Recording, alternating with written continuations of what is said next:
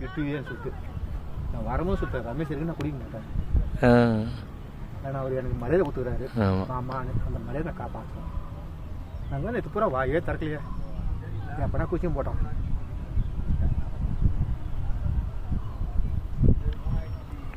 துட்டு காசு இல்லை, அன்பாக வரணும், ஒத்துமையாக இருக்கணும் எல்லாமே.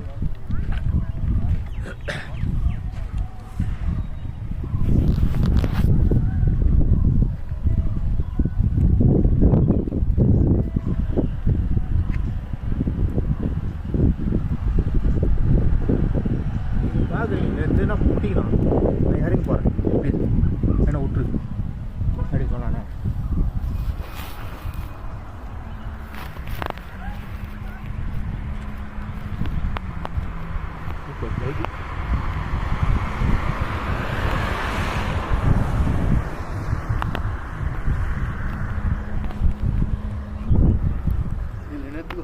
நல்லா